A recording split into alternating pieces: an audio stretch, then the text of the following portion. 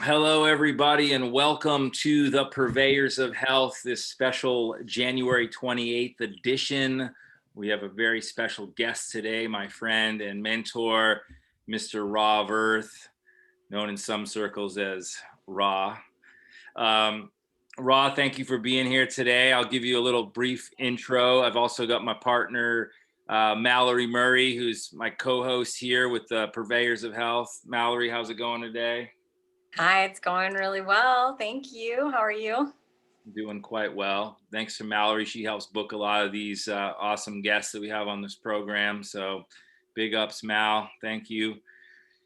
And thank you, everyone, for being here today. We have a special installment today of this program. We've got the man, the myth, the legend himself, Mr. Ra of Earth. He is a man of many talents, but I will just give a few of those to you so you know a little bit about him if you're not familiar with him. Ra is a crown in the organic superfoods industry, amongst many things. I've known about Ra before that, and his Kriya of the Week, which he has a website for that as well. You can find him at raofearth.com. You can find him at kriyaoftheweek.com, where he is helping to increase people's knowledge of self and advance physical functioning, and the awareness of the unified field, which I find quite interesting myself. Meditative mindset. You can find him on Instagram at raw_of_earth. And he is a self-proclaimed humanology teacher and student. I know Ra has an extensive background in psychology. He studied it in college, at least. And he's a CrossFit champion, and guy I really look up to a lot. He's taught me a lot about a lot of things. So without further ado, I'm going to turn it over to Mr. Earth here, Mr. of Earth, Mr. Ra of Earth. Take it away, my brother. Yeah, thank you for that, Angelo. I don't know where you got all that information, but yeah, it was accurate. So thank you so much. I am of Earth, and so is everybody on this call, and that's awesome. So it's great to be with kin. So today I wanted to discuss, how's my audio, by the way? Ooh. I didn't. A little louder, maybe just a tad. Okay, sound check. Is that good? Yes. All right. If it gets too loud, just do this. Okay, because I might get animated and start screaming. All right, so today I wanted to go over the elements, and by elements, a lot of cultures have different versions of them, but most cultures have fire, earth, air, water as the four elements, and then they have ether as the fifth element. I'm going to substitute light for fire because I'll speak about really what the sun is and how it could also, there could be another story about it not being a ball of fire, a ball of gas burning in the sky. So we're going to go over light, air, earth, water, and ether. We're going to equate to consciousness. It's the code that forms all of existence. So when we look outside and we see a tree, it's the programming that makes the combination of light, air, earth, and water, which is what a tree is. The thing that makes light, air, earth, and water into a tree, I will be labeling as consciousness, just to give everybody framework of what we're going to be talking about. And the way that I came about this as a subject is because, as Angelo said, I used to do CrossFit, and I was very, very good at it, despite me having massive amounts of injuries on my body that prevented me from training at this sport. And this sport is a very, very demanding sport where you basically get tested physically on any skill imaginable. So within this sport, you basically have to be able to do everything: swim, run, lift very, very heavy weights many times, one time, jump. Basically anything that you can do from the physical body, you get tested on with in a CrossFit competition. And I repeatedly got first place in many, many CrossFit competitions. And I was always ranked somewhere in the top few hundred in the world. And this is against millions of people. And this was all without me working out very much because I was so injured. So for instance, I have 3 tears in this labrum, 3 tears in this labrum, a dead nerve coming out of C7, which doesn't operate this shoulder blade well, this bicep well, this forearm well, or this hand well. And I also have a dead knee in my right quadricep. And these injuries made everything out of alignment. And so working out hurts. So I quit working out. But every year we would have competitions. And because I owned several gyms in downtown LA, I would participate in the competitions thinking I haven't lifted a barbell in a year. I'm just going to participate this year. And year after year after year, I qualified for the next level, and I would move on and I would advance against my peers who would be working out every single day from the time they get up, from the time they go to sleep. And so that went on for 7, 8 years. And I didn't really know what was happening because I was a gym person. And so as a gym owner, I thought that in order to make yourself stronger physically, you would need to work out. That's the entire reason why I opened a gym. And come to discover, that's not the only way to get power, because I was proving it on a physical plane that I was able to produce more power, generate more force over time, which, I could be a more intense being some other way. And so I started losing interest in the gym. And after my gyms, eventually I closed them because I didn't have a heart for it, because I was like, what is this other thing besides lifting a piece of steel up over my head many times or doing push-ups? What is this other thing that could make a human being powerful besides the gym? And so I closed my gym and I started backtracking. I started looking into and discovering these things that I'm going to talk about: light, air, earth, water, and ether. And I started studying all these cultures because I've always been into the human being and the human condition. And I studied psychology in school and exercise science. So I studied, Western viewpoints on the human body. And I also started studying everything else, the way that the Aztecs, the Mayans, the Egyptians, who we call the Egyptians, the East, how they view the body, mind, spirit complex. Because when you start going outside of the Western world, it's more than just physical. They actually start incorporating the non-physical components of ourself tied into the physical components. So what I mean by that is, if you want more power within your physical body, having alignment with your non-physical forces can strengthen your physical body. So a lot of sports athletes know this. They know the mind body connection, right? So we know that if you're playing sports and you think like a winner, that your body will actually more accurately behave like a winner. But then there's this other thing, spirit. So what exactly does that mean? And is there, mind and spirit are very broad terms. What's the spectrum of all of that? And so I started looking into these things, and I noticed, like I said, light, air, earth, water, ether. Started noticing this just kept on coming up and coming up. So I'm gonna go into these, and I'd really, if you guys have questions about what I'm saying, put them in the chat. I really feed off questions, and some of them I'll be able to answer, some of them I'm not. This is, I closed my gym 3-4 years ago. So all this information is stuff that I was into 3-4 years ago. So I've got like a general wisdom I can bring here, but I'm not an expert at any of this stuff. I'm not like, I don't know the study that proves the thing that I'm saying, because a lot of what I'm saying isn't something you can study. When you look at science and the way that science looks at things, or just any expert in general, it's really like they take whatever they're looking at, they cut it, they separate it from its nature, and then they study it. And they're studying cause and effect. But in reality, cause and effect gets really diluted when it comes to how everything operates. You can just take one concept that will completely destroy cause and effect as a method of finding truth. Okay. Like the fact that time doesn't exist linearly, which a lot of scientists themselves believe, but we're still doing experiments as if time does exist linearly. And we're doing something to make a cause to look into the future to see if there's an effect.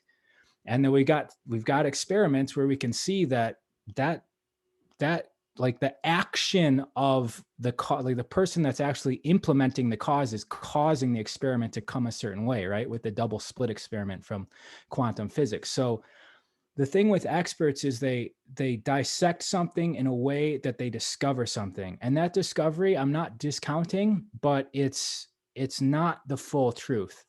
And so I took all of this stuff that all of these experts from all different areas were saying and proving, and I just kind of like jumbled it up into my own experience of performing and owning a gym and how the human body works, how the human mind works, and then I just have this philosophy. So I'm saying that to let you guys know that I'm not an expert at this stuff. I'm just somebody who looked at some things and said, this is interesting, and I'm going to share with you guys what I discovered. So let's start. I don't even know where to start. Let's start with light, because that's the most powerful. So there's a lot of times that scientists and people on this planet have thought that things were one way, right? Like the entire universe revolves around the earth, right? And then somebody like Galileo comes along and says, actually, I think that we're all in a solar system rotating around this sun. That seems to make the most sense. And it kind of changes the way that we looked at things, right? And then it's kind of like the start of this thing called the gravitational universe. And then within that paradigm, they come up with this thing called the Big Bang, because that would make the most sense for like the Galileo's discovery to be true. And at the time, that made the most sense of how the solar system came to be. And so everything that we look at, every way we look at reality is under this gravitational universe concept. So I started recognizing and coming across stuff where the gravitational universe and the Big Bang, it's not solid truth, right? These are all theories. So what are the different ways? What is a different way that this could happen? There's a theory called the electric universe. And the electric universe is not like it's not a Big Bang. That's a very destructive concept, right? And if you think about the white men that came up with this, right? They're very destructive type people. They go and they conquer things. And so of course it all blew up. There was a bang, right? Like this is like a 5-year-old child's concept of like how things come. Yeah, there was an explosion. Yeah, of course. The people that with the guns, were they invented then? Yeah, of course they think it's an explosion. So the electric universe is different. If we think about the universe as a whole, we've got nodes, and the stars are all nodes, like they're nodal points. And the light is a code, and they communicate. And they're communicated through light and through other forces that travel instantaneously. Light, even electricians don't really know how electricity, they know how it works, but they can't really replicate it. They don't really know how it works. But the electric universe is basically the entire universe is sharing information. The stars are the points of nodes where the information gets shared to. And then the stars birth planets. And so we got our solar system, and this theory would essentially be like the sun birthed out planets, and then Jupiter will eventually turn into a star. Okay, when you look around the galaxy, you see that like 90 something percent of stars, I think it's like 99% of stars are binary. There's two stars rotating around each other. So our solar system is still developing, eventually will transition into this binary star system. And so when you actually start thinking about light as electricity and it's carrying information, it's different than thinking about the star as a burning ball of gas. The information is the thing that birthed all of this, right? So, man, there's so much I want to say to preface this, but as I start explaining the other elements, some of this will make sense. But the light is information, and I need to slow down because I almost want to explain what a photon looks like.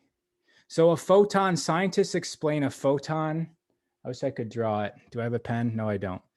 Scientists, the way that they draw the way a photon looks, it's basically like two pyramids. You could imagine this as like a triangle and this as a triangle. It's not really a triangle. These are actually band-aids. They draw photons like this. It's like two triangles like that. And that's what light looks like when it's moving. And that's the only way that scientists observe light. But there's some, and again, I don't have the studies and stuff to prove it, but there's some teachings that show light when it's together, or when it's not moving. These two things going through space look like that. But when it's not moving, they merge, they come together, and they basically form a Merkaba, right? So you have like the two pyramids inside of each other, which this is such a poor demonstration of that. But you see that shape everywhere, and it's actually in the experiments with the Higgs boson, like they particle accelerators, they show that like the essence of all things is this shape as well. So light, right? So essentially when I was not working out in the gym, all I was doing was going to Santa Monica and hanging out on the beach with very little clothing on. And I recognized that what I was doing was absorbing light.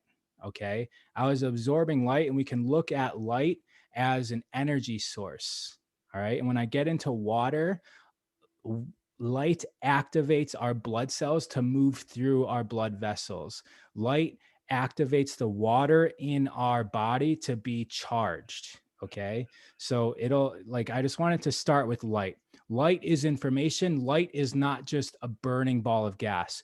And within that spectrum of information, we have everything that we need. Everything on this entire planet was birthed from the sun. Okay, so if we can stop looking at the Earth as like leftover space dust, which would have been stardust anyways, but looking at as like we're like a child of the sun, then what we want is this information coming in. So that was a big eye opener. Like, oh, the sun's not a burning ball of gas. That's wild. And I should say, when I say not, let's just say that there's a different reality where it's electricity as opposed to gas. Okay, the gas sun that's burning, it still can exist, and that's when you start getting into multidimensional natures of thing.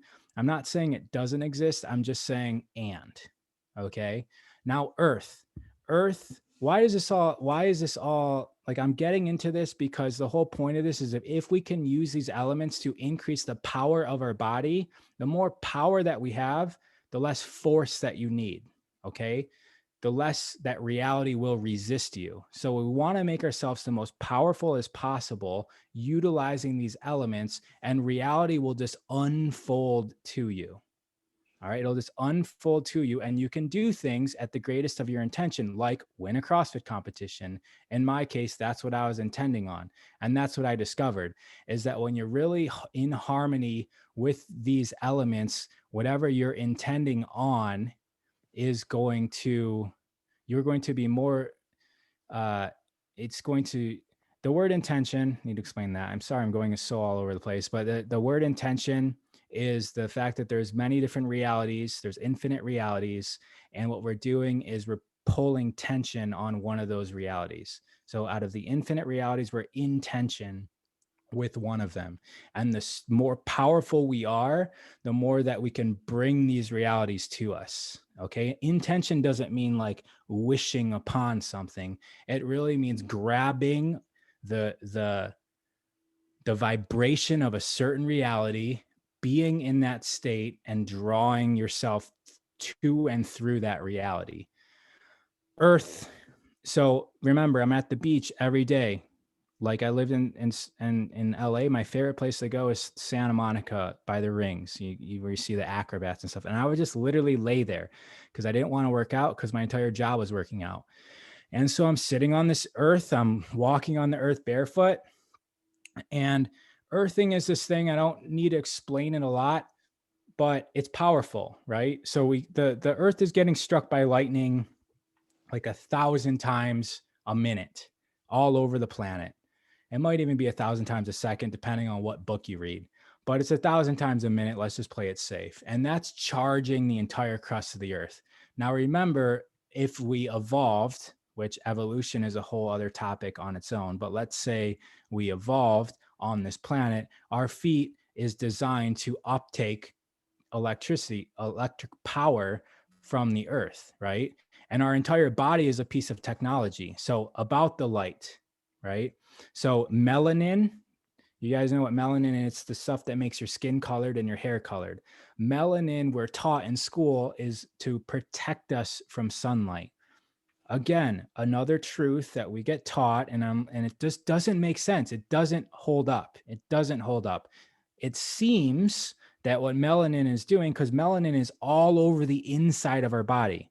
If you guys looked at a brain, the eyeballs are like inside the brain. Melanin is where? In the center of our eye, in our iris. It makes sense that the melanin in our skin, our hairs, and our eyes is grabbing light and then transferring it into our pineal gland. And there's a book called Light Medicine of the Future. It's written by an eye doctor. And he talks about how the eyeball goes, and I'm going to get back to Earth in a second. The eyeball, there's two cords coming off the eyeball. One goes back to the occipital lobe, which is where you does the visual processing. And then one goes through, I think it goes hypothalamus, pituitary pineal gland. So it goes through this process of hypothalamus, pituitary pineal gland. And I might be wrong, but I do know pineal gland is the end point of that cord. And pineal gland then produces melatonin, right? Melatonin gets released when you're sleeping, and it basically goes throughout your body and recalibrates all your cells back to its harmonic state, which I think is base level light, right? It's base level what the light information is. And that's why we sleep every single day. It's taking the light that you absorb during the day, it's recalibrating all your cells in your body. Now, your body also has another way of, and I just want to say, go on another tangent if you guys want, if you're interested, because I see some darker skinned people on this call. I also see some lighter skinned people. But for those who do have darker skin, it's important for you to know this, because if you look at the highly melanated people, they're all naturally utilizing the light to a greater degree. Okay, they've got high amounts of melanin, and that requires them to be out into the light. So if you have a high amount of melanin, you have a requirement to be out into the light. That's why African Americans have all these diseases. When I'm studying health, I'm like, why do African Americans have hypertension greater than any other? Like what? And not in Africa? Like, it's just if they're Africans that are in Americans, they have like higher heart disease. Like, why does that make sense? It's because you take somebody out of a place where they're super, there's a lot of amount of light, and you bring them to a place and keep them indoors without going out into the light. Their body's used to and needs this melanin, and they're not getting it. So they get sick quicker. So if you're highly melanated, you belong outdoors a lot, and you need the light. And you can see highly melanated individuals act different. Like, I'm not a, like, we can be real on this call, right? Like, this equality thing is, I don't know if it's the best thing in the world. Like, we're not equals. This whole thing, we're the same color on the inside. No, that's not actually true. Like, you can see there's major differences in the way people behave, the way that they learn, the athleticism of them. There's major differences. And so highly melanated individuals have better language skills. They're more athletic. They can literally make up language on the fly, and other highly melanated individuals understand exactly what they're saying. They have more rhythm, like they seem to be like more human. They're more powerful, and it's the light source. Okay. And so that's just a theory, right? I'm not an expert at this. I'm not claiming to be. Okay. Now that's getting the light in the body. The feet on our body also get electric charge into our body. Why? Because the earth is light. Remember, everything is essentially birthed from the sun. And so in times where there's not light, or the melanin in our skin isn't absorbing everything, there's the earth. And the earth is also charged negatively, which is electrically transmuting into our body. It's going up our nerves through our body. And the earth is important for so many reasons, and our feet on the earth are important for so many reasons. There's acupuncture points all over our feet. There's the nerves that are connected to organs, that are connected to thoughts. And that's all happening when you're barefoot on the earth. And so earth is another way to make yourself more powerful, to be in harmony with nature. And there's so much experts talking about earthing. I almost don't really want to get into it because I don't want to posture myself as an earthing expert. I haven't read anything on earthing in 6 years. So there's a lot of stuff on earthing and the importance of it, but it charges your body. So I will also say that there's microorganisms on the earth that also get absorbed in through our feet. And so and you could even go so far as that there's even subtle energies, subtle entities, I would even say, coming up through the earth into our feet. You're basically taking on the spirit of the location of where you are on the planet. So I'm going to move on to air. Now, air is very, very interesting. So oxygen is the third most abundant element in the world. I shouldn't say that. In the universe, I should say.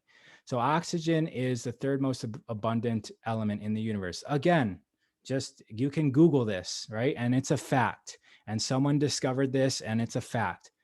But without, other stuff to put it into, it's just a pointless fact. So I started thinking about that. Okay, what's the second most abundant element in the universe? And the second most abundant element in the universe is hydrogen, helium. My bad, helium. Okay, what's the first most abundant element in the universe? It's hydrogen. Okay, interesting. Hydrogen has one atom. Is that correct? No, and hydrogen atom has one electron. Okay.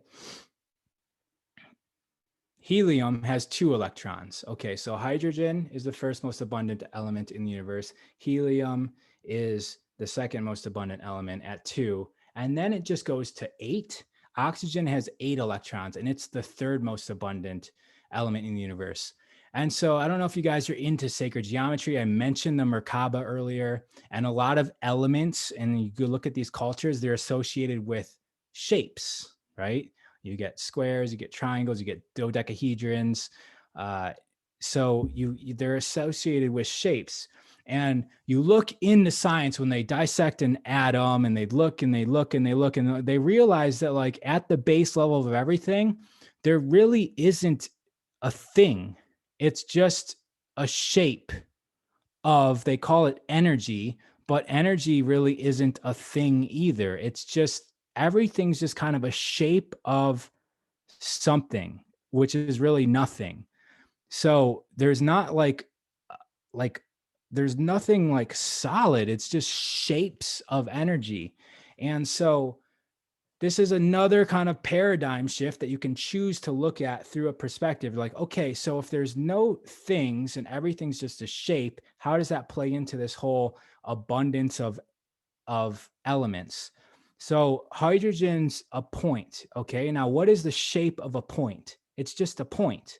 Okay, so if the entire universe is made up of shapes, then it makes sense that the point, which is the first dimension of a shape, is the most abundant, because every single shape would be generated from that point. When you actually look at what they think the sun is, it's hydrogen gas, right? But it's just basically a bunch of energetic points. Helium, 2 electrons. Make that into a shape. What do you get? A line. Okay, if everything is a shape, of course, there's going to be lots of lines, right? So it makes sense that this thing that we call helium, right? And I'm not an atomic scientist, so I'm just going to say that that entire science could be rewritten a different way as well. But this thing that we call helium is a line, and it's making up a lot of these other shapes. And then we move to oxygen, which has 8 electrons. Put that into a shape, you have a cube, right? The 8 points, the 4 on the top, the 4 on the bottom of a cube. So now you have oxygen as a shape of a cube, okay? And when you think about the way that shapes get put together, a lot of cubes fit into a lot of things, and a lot of other shapes fit into a cube. So it makes sense that in the grand geometry of this entire universe, there's going to be lots of points, lots of lines, and lots of cubes. Again, you guys can see how my mind works. I'm literally just making this stuff up, but it seemed to work. All right. I'm just finding answers of things that I was able to do on my own, and I didn't know how, so I had to find answers. Okay, so when we breathe oxygen, so we're getting this shape of hydrogen, right? When we're breathing oxygen, if we think about oxygen as a cuboid shape of energy that's going into our body, and it's like, well, why do we need oxygen? Yes, I know there's the biology class of how we learn that oxygen comes into the body, but like, if we're really trying to clean up the body and reharmonize the body to its best state of being, and we need oxygen or else our body will die, then it makes sense that as an energetic packet, it can come into our body and be utilized by all the different energetic shapes of our cells, right? Lots of things can go into cubes can go into lots of things, and oxygen does magical things. And if you like increase your oxygen, you can actually, like, there's people that use breath work to kind of transcend this reality. So I'm talking about subtle energy here and not just physical energy when I'm talking about shapes. So that's a different way to think about elements, right? Oxygen is the third most abundant element in the universe. And I'm not going to continue on going down that wormhole. I'm going to shift over a little bit. Oxygen, let me just, is it best to be nude mostly? Yeah. So the testicles and the labia have lots of receptors. It needs the light from the light codes on our entire skin. So this thing is also, I'll come back to oxygen. This is where men receive their, I should say, people with a male spacesuit. All right. People that have male spacesuits, the solar center is on the top of your head. If you were born in a female body, then your solar center is in the corner back here, or the edge right here, and the very back. That's why it's natural for women to have ponytails and for men in like these ascended cultures to wear their hair here, because this is all funneling this energy into your body. Oxygen. I had something so awesome to say about oxygen. It's lost. So I'll come back to it. Light, earth, air, water. So water is, supposed to be making up our entire body. We're taught that water has 3 phases, right? Liquid, gas, and solid. But again, it's so simple that way. But again, it's like if you take water and you separate it from nature and you study it, you find these 3. But when you actually start looking inside organisms, you see that water it starts changing inside of our body. There's a book called The 4th Phase of Water, which explains this really, really good. But when water goes into your body, the oxygen, right? So you got hydrogen and oxygen. the oxygen molecules shift in a way that it forms two different versions of water. And one version of this water lines the cell. So it's at any point that's hydrophilic, that like likes water, like the sides of our blood vessels or the insides of our cell, there's a type of water, they call it the EZ zone, that is electrically charged. And then the inside of whatever packet of water this is positively charged. So when water comes into our body, it turns itself into a battery essentially, because now you got a negative and a positive charge. And that's how batteries work. And so when you do things like get into the light, it actually increases the power of the charge. All right. So this kind of starts all getting connected. The more light that you get, the bigger the EZ zone, the bigger the polarities get, and the more charge in the body. Also, when you are in light and the EZ zone, so forget the light. The EZ zone also helps flow. So it helps flow going through tubes. All right. So when you think about blood going through our blood vessels, the more EZ zone, the like that charge helps the cells go through. And so I don't know if you guys notice that the heart is postulated as a pump. It's said to be a pump because our simple brains look at that and we're like, yeah, it moves, it must be pumping. But then when you actually look at the tens of, maybe even hundreds of thousands of miles of blood, of arteries in our body, there's no way that a heart can pump blood through all of them. Our heart is strong enough to pump liquid through a hose. And if you pointed the hose up, it would pump up about 6 feet. Okay, that's how strong of a pump our heart is. If we needed to pump blood through hundreds of thousands of miles of arteries, our heart would need to be as strong enough to pump liquid through a hose and shoot up 6 kilometers. That's how strong of a pump our heart would need to be if it was just a pump. So our body's getting help from things. Our body's getting help from the way that water restructures itself inside of you, and that all gets more powerful with light. Okay, you guys can start to see like how you can make a human body more powerful if you have knowledge of these things.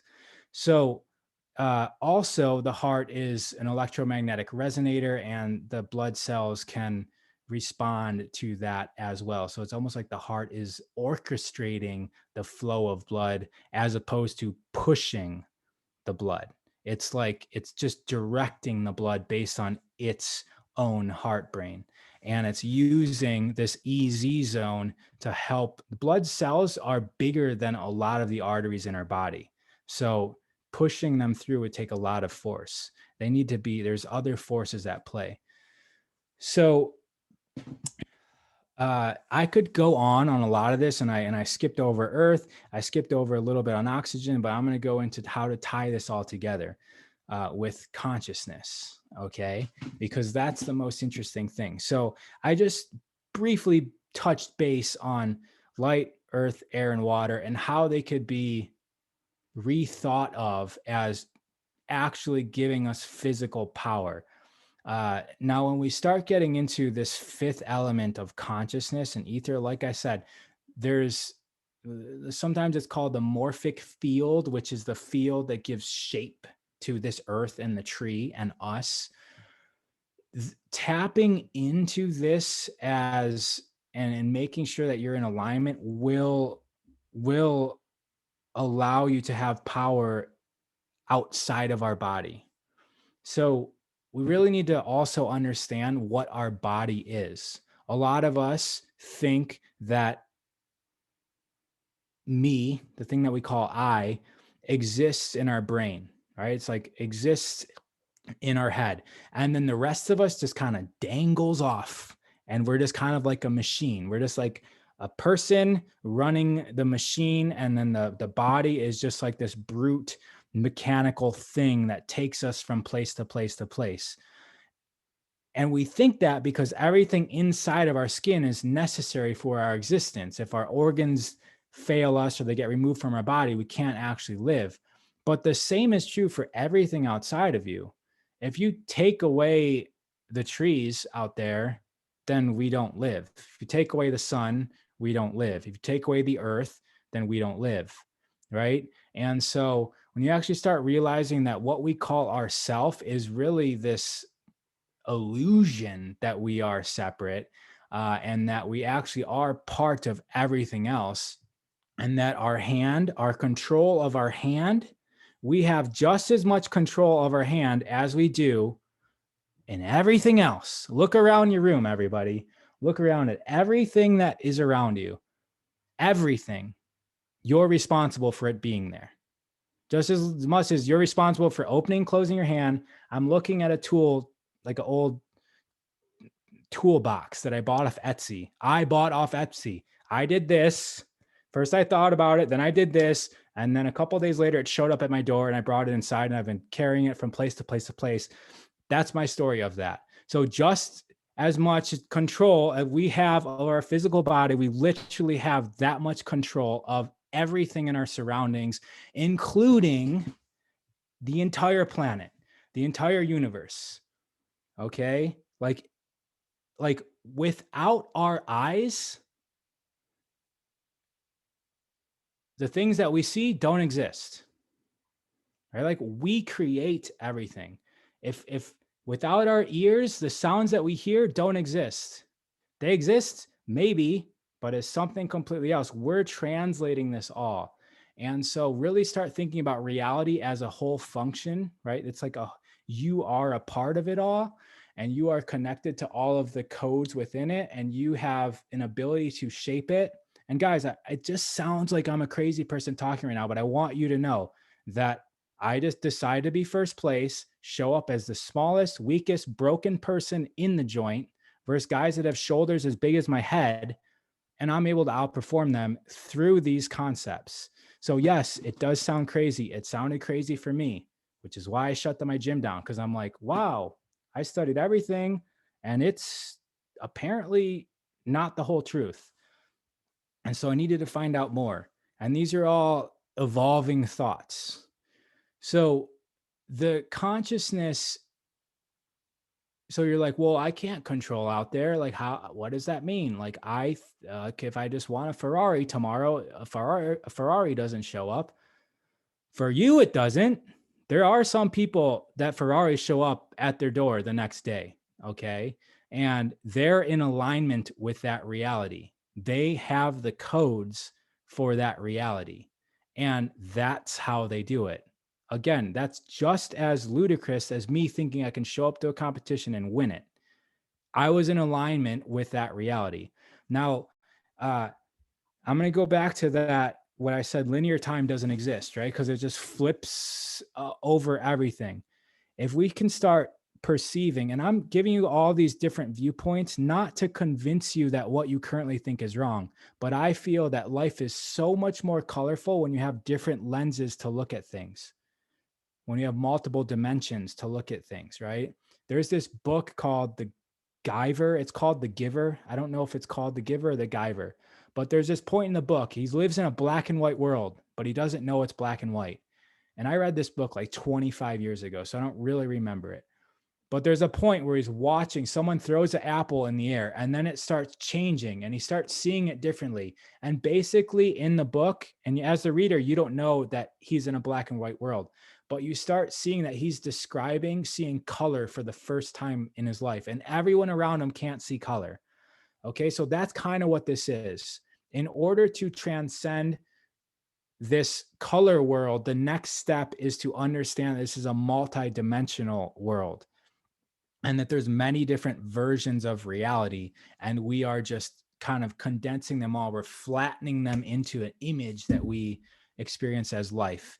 So this is just another way to look, another lens. If you imagine, as opposed to being in one reality traveling through time, keep on hitting the microphone. If you're in one reality traveling through time, that's how we're taught, right? That's the programming. That's our subconscious programming that we got fed up, that's all developed in our brain as a kid. And that's how we understand reality. put that aside and imagine, instead of traveling through one reality through time, we're traveling through many different realities, infinite realities. Every moment is a different reality. And we're traveling through all the different realities, all existing now.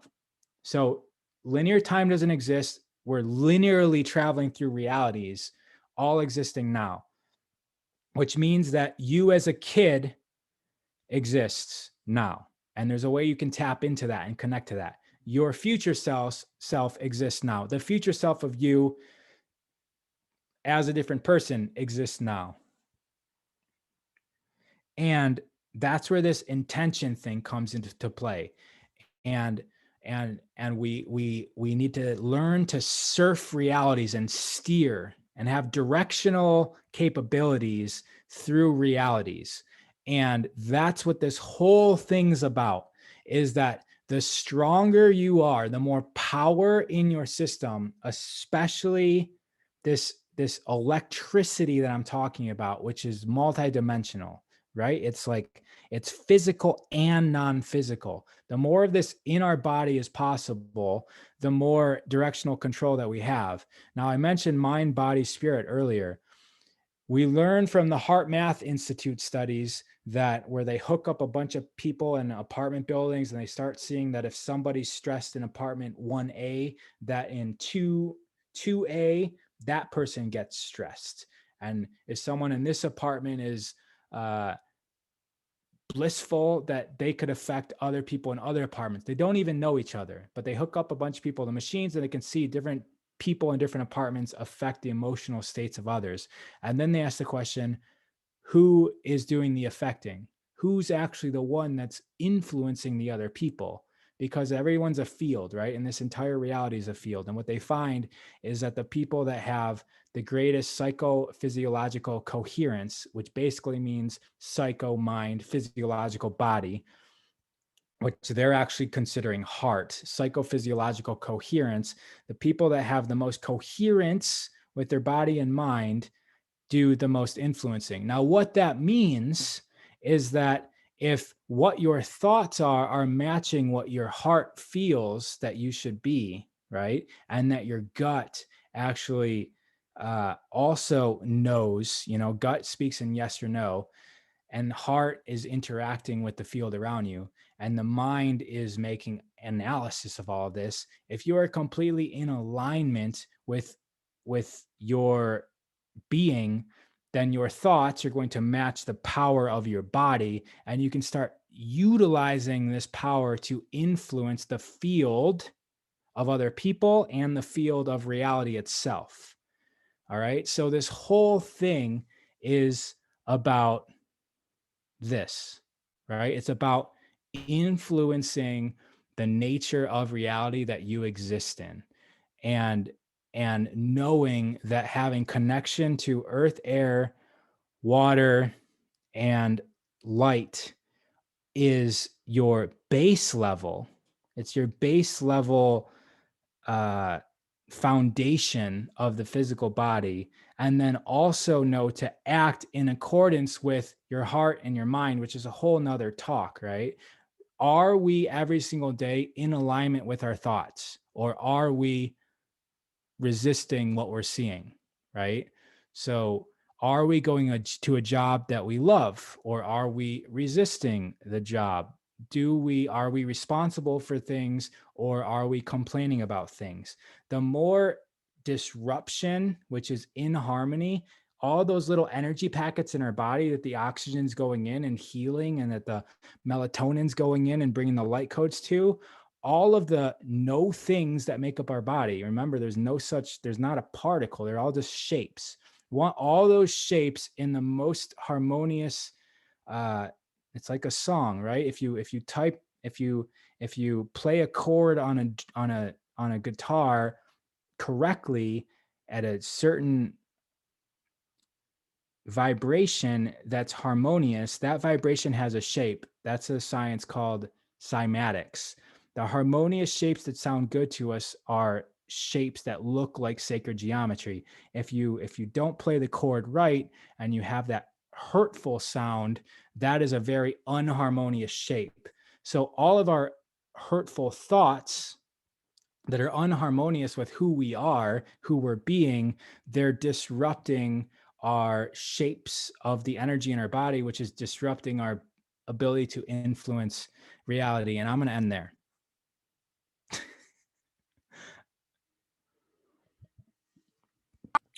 Can I jump in? Yes. That was epic. Thank you for sharing all that. And I can tell how much you've dedicated mental energy into connecting all those dots. And I really just appreciate so many of those points. And like, it makes so much sense to me. And, one thing you said at the very beginning, it was like, with all this information, is like, how did like humans go wrong in like reductionist science is what it is kind of what you were explaining, when it's like you take the individual parts and examine the parts, and obviously that provides tons of information and relevance, but to combine it to the larger like functioning of the cosmos that you're describing now at the end of like the 432 and the sacred geometry, like that intellectual journey is so absent from like the colloquialisms that people use and just like the nomenclature we use to describe things. So I don't know, I feel like I could just rant off everything you just said because it was awesome, but I guess I just want to say, like, I hear you, and I too am searching for like the fundamental unifying like term or agreement that blends the spirit and the science connection that will get people thinking in this way that they are infinitely powerful, which I feel like is what your whole thesis is kind of all about. Yeah. So thank you for all of that. I think I can formulate a response that's valuable.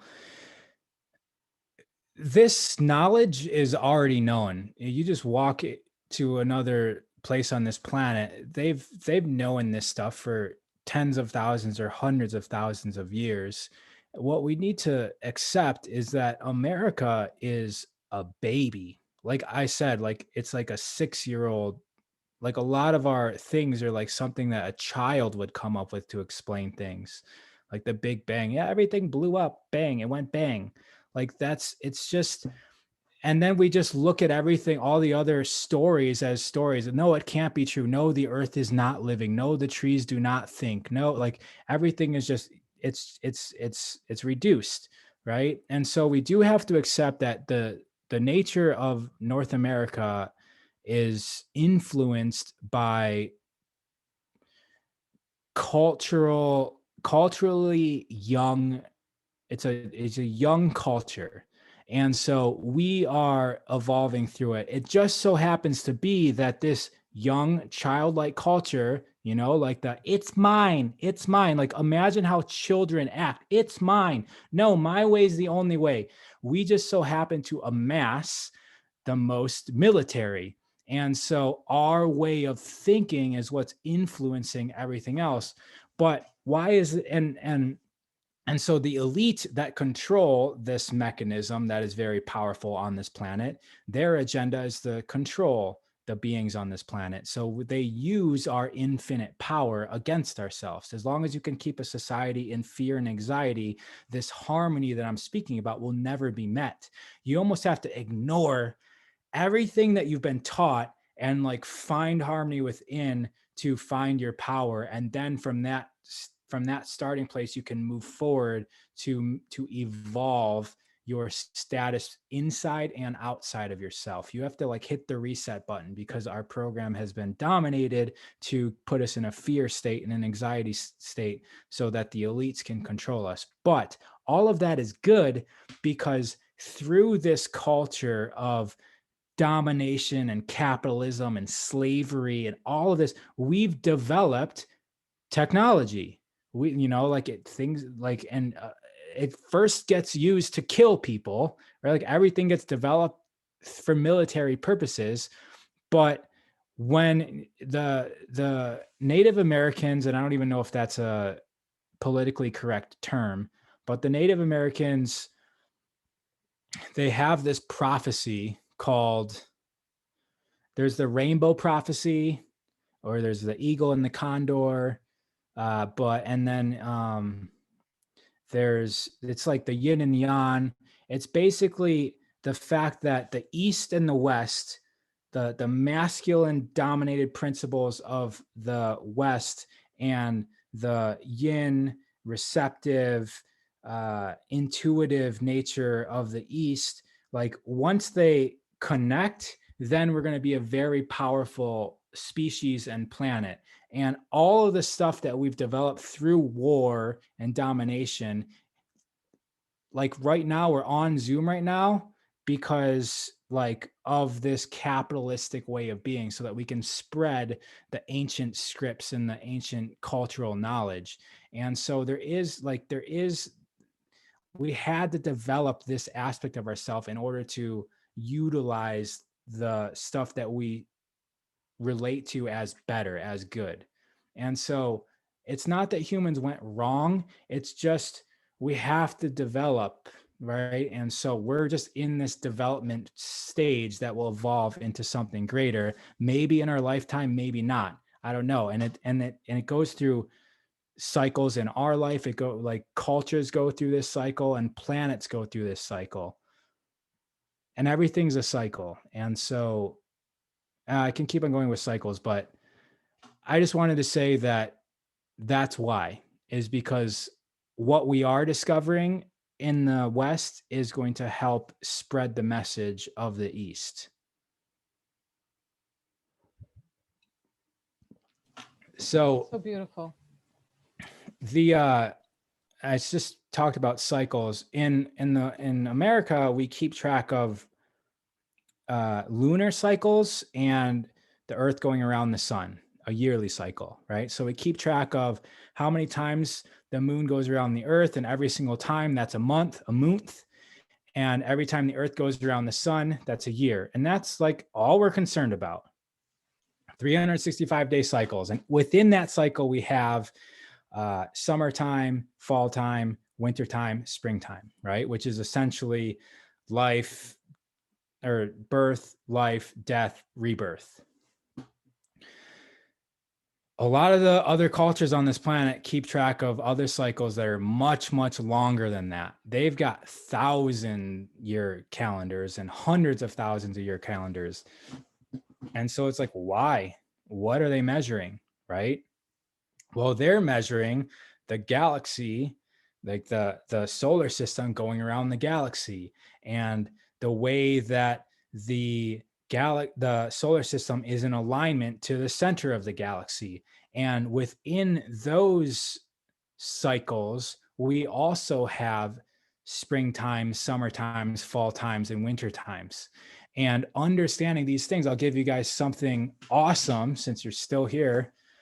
Look up, it's spelled sidereal, like sidereal, sidereal. So SIDEREAL. Sidereal time is the clock that measures as the Earth is rotating, right? We measure the day by the rotation of the Earth, but sidereal time measures the way that the Earth is facing in coordination with the center of the galaxy.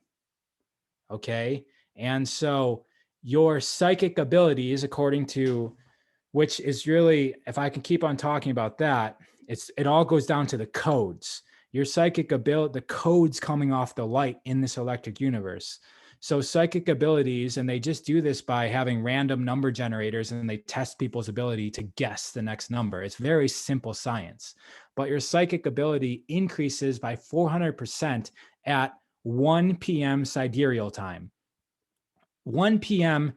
Earth time is, the sun's been right at the peak for, an hour, and that's the hottest time of the day. 1 p.m. sidereal time, the place on the planet that you are is facing the center of the galaxy. Like, it's sidereal. A sidereal day is 4 minutes difference than an actual day, because you're rotating around. So it's almost the same, right? So it's not like the day is massively longer or shorter. but the center of the galaxy pointed at your position on the planet is going to increase your ability to harmonize with future events.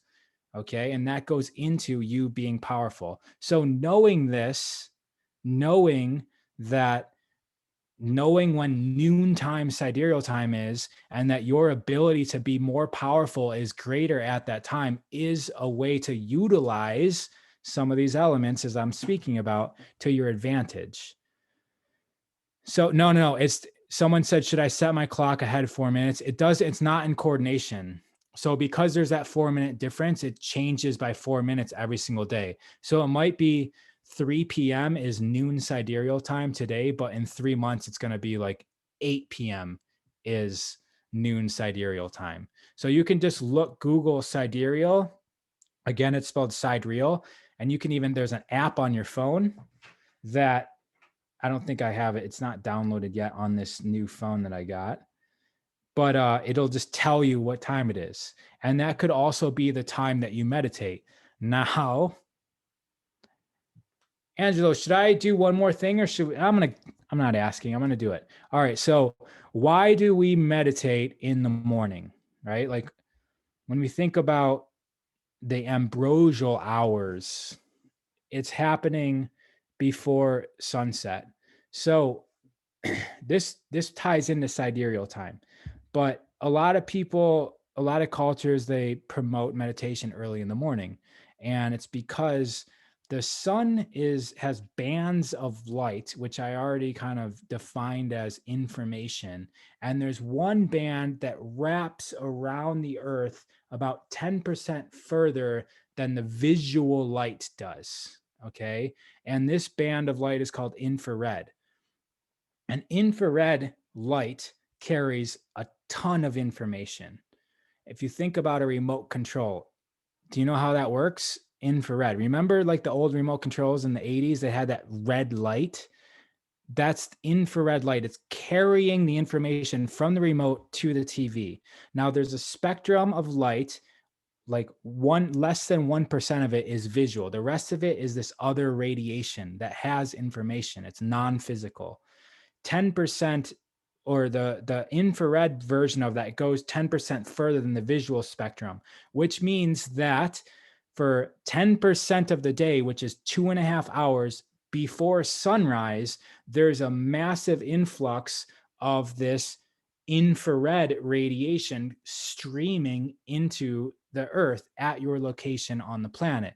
Now, that infrared light has the information. So if you are meditating at that time, then you are essentially getting like the remote control. You're getting the spectrum, you're getting the codes of the light of the coming day. And so that's where people are able to predict the future or cause the future, because they have more access to the grand information. And it's not like it's not diluted by the visual light spectrum. Also at that time, everyone around you is dreaming. And so remember, if we're all connected, then a lot of versions of yourself are in this astral world, and you're the aspect of all of them that's up and consciously accessing what they're all vibrating out as well. And so all of that plays into this sidereal time, because the universe, the galaxy, you're connecting into the codes. It all comes down to the codes, and the codes are translated into shapes, and then you got geometry, and that's the whole nature of reality. I'm trying to see when sidereal time is. I think that's all I really wanted to say, Angelo. And guys, the whole purpose of this was just to give you like little bits of information. If anything was interesting, then you could look into it. So right now I'm in Mount Shasta, so it's going to be different for all of you guys. Yeah, I'm in Mount Shasta. So it's 1:36 sidereal time. When you guys have a sidereal clock, 1 p.m., which is what I was talking about, is actually 1300 hours, right? So my position on the planet is actually facing, and probably most of ours is facing away from the center of the galaxy right now. So around 5 a.m. Pacific time. So early in the morning, sorry, I'm drinking kombucha off these burps are coming through. 5 a.m.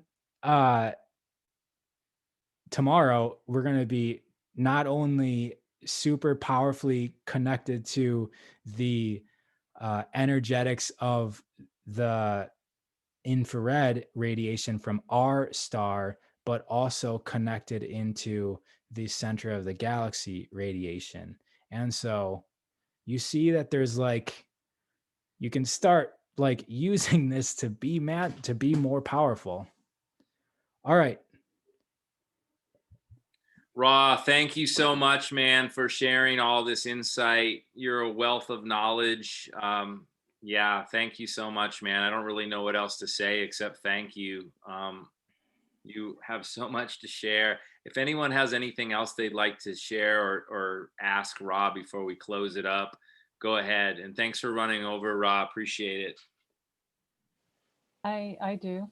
Yeah, this is awesome. I love all this stuff, and I love understanding more about the light. And I started being more fascinated with it when I learned reconnective healing, and they were talking a lot about light and information. And so that's got me started. And now also I'm using a technology that is actually it's from LifeWave. I don't know if you are familiar with it. It's these patches with nanocrystals in it that get activated with our own infrared light, which is our body. That's the stickers, right? Yeah. And then they send information through light and frequency to the body to do things like make new stem cells, young stem cells, or have the liver make 300% more glutathione in 24 hours. And so I just love all this. I took tons and tons of notes. I really, really enjoyed what you had to present. I actually have a question about one thing. When you were talking about light not being linear and all being at the same time, and you said our future self, but you said future like an other. You mean like a different person, or like us just in the future, like? So imagine that a there's different person. Yeah. Imagine that there's many different versions of you in many different realities right now. And your consciousness, as opposed to just dangling behind this brain, like every time I snap is a different brain. And my conscious observation is traveling through all these different versions of myself. When I just snap 3 times, those are 3 separate realities of different aspects of myself. And my observational channel, it like zoomed through all these different versions of myself. So there's a version of you right now that lives in every single place of the world. And you just want to steer through the realities. Now it gets a little weird because then you're imagining, wait, there's infinite worlds and physical reality. Well, I'm not suggesting that. It's just our way of understanding reality is that everything is physical. So we imagine when I say infinite realities, that there's infinite physical realities, but it's not like that, because everything is just made up of the same stuff. There really even isn't a world. Like that's just, we're making this world up based on our sensations and this whatever's in charge of this universe. So yeah, I would think about it though as different aspects of yourself that you kind of like step into every single moment of life. And at every single moment of life, you have the ability to steer to a different version of yourself. And you can start steering so that like as you make a choice today, you could end up as somebody different a year from now, as opposed to continuing on into the same thing. That's why it's so important to not be attached to your past, because people don't understand that as I'm explaining different versions of the future, there's different versions of your past as well. And that the version that you just traveled through isn't the only version of the past. There's many other different versions of the past that you just chose not to experience and chose not to steer through. And we know that the past changes just as much as the future does.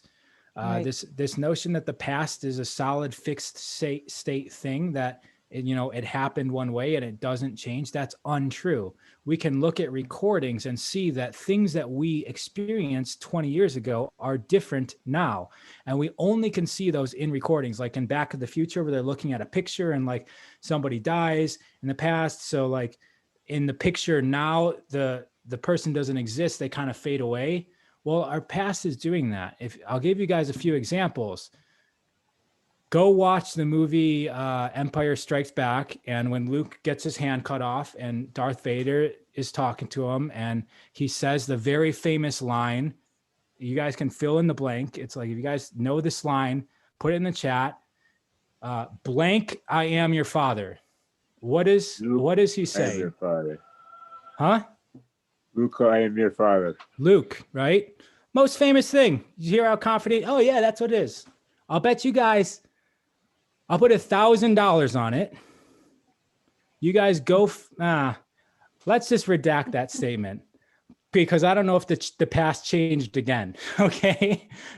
But if you guys go search that movie out, that's not the line. It doesn't exist that way. In the reality that we're at now, how that movie got made, they did not use that line. It's a different line. He says, no, I am your father.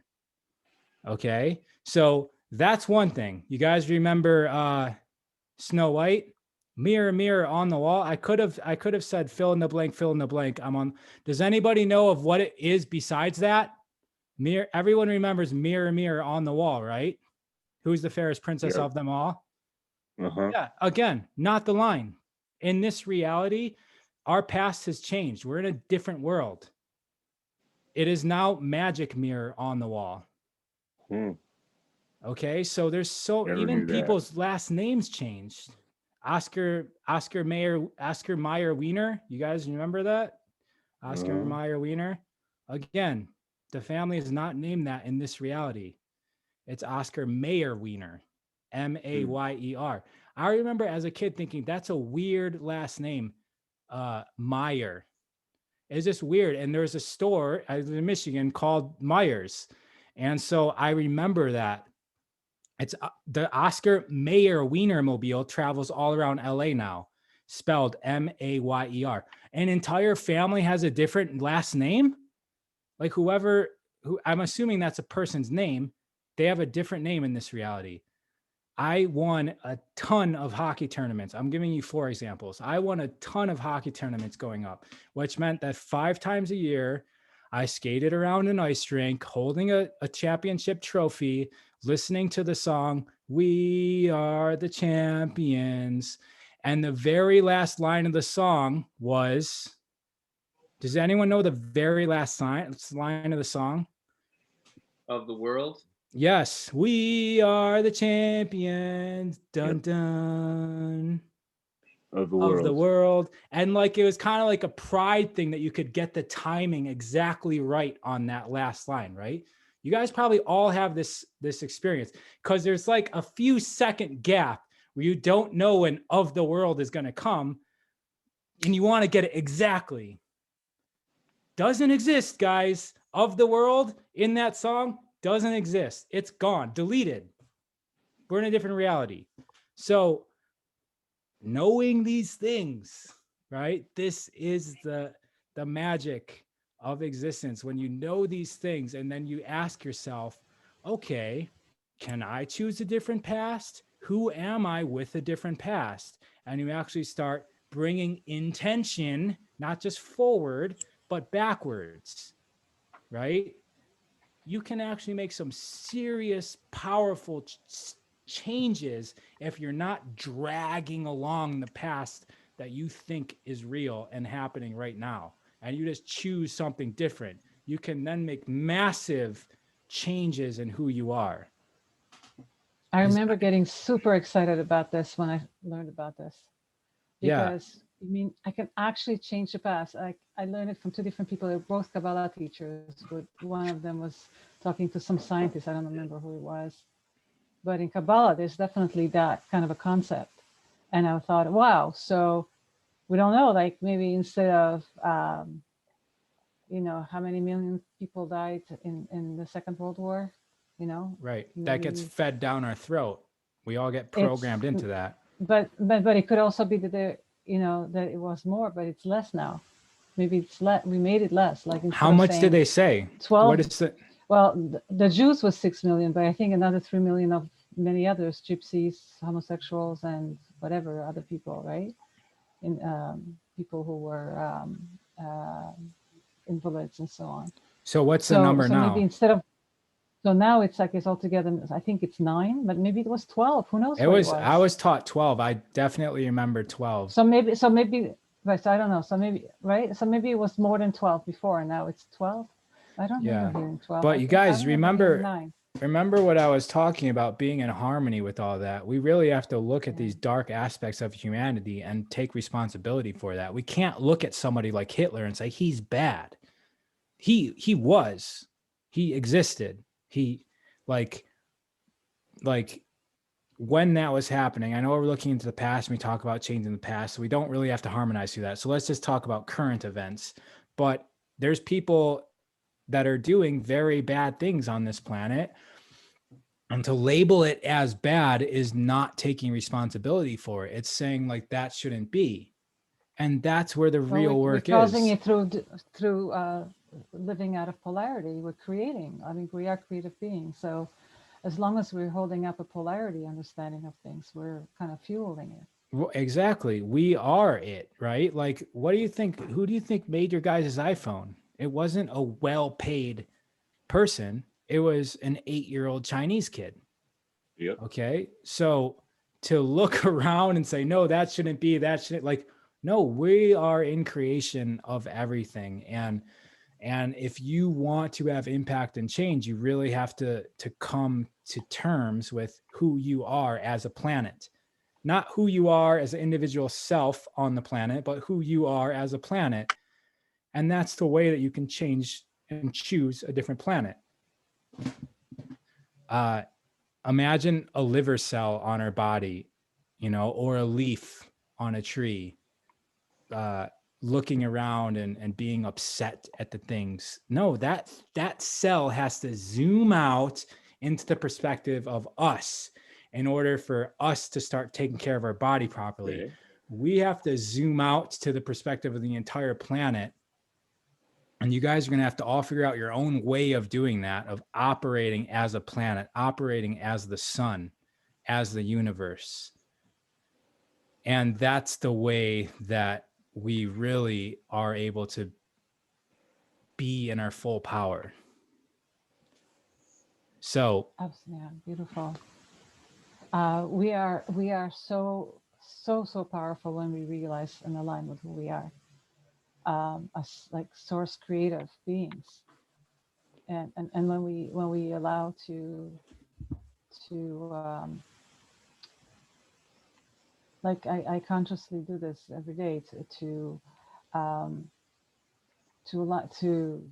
ask my soul to fully embody me and all the different parts of who I am. I am the soul, I am the different parts, the body, and so on. When it becomes a unit, right? Activate the full spectrum of the home frequency of the soul, where it's all the places it's been and experienced, and then activates full spectrum source energy.